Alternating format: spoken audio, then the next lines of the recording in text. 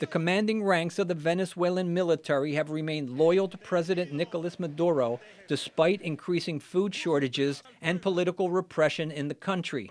But recent developments may test the military's support. This week, the U.S. imposed sanctions on Venezuela's oil industry after recognizing Juan Guaido, the president of Venezuela's National Assembly, as the country's interim leader. Venezuela has the world's largest oil reserves, but its economy has collapsed after the drop of oil prices worldwide. The opposition leader claimed that last year's election, which Maduro won after barring most opposition candidates from running, was illegitimate. Other countries, including the United States, also dispute Maduro's election.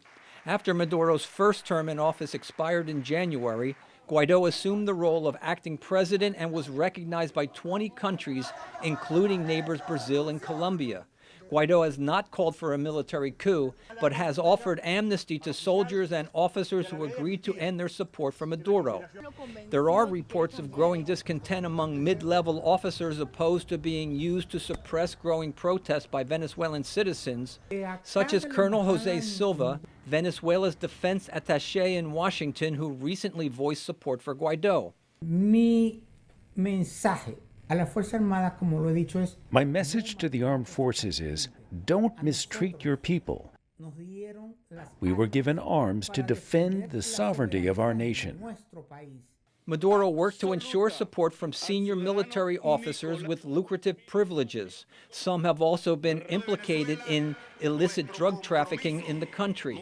With top military leaders behind him, Maduro has used forces to brutally suppress growing political demonstrations against his rule.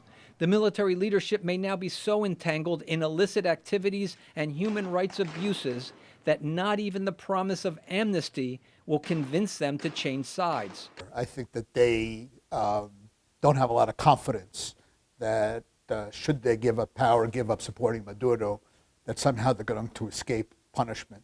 Maduro insists the armed forces remain loyal to him, but said he is willing to negotiate with the opposition to end the current crisis. Brian Padden, VOA News, Washington.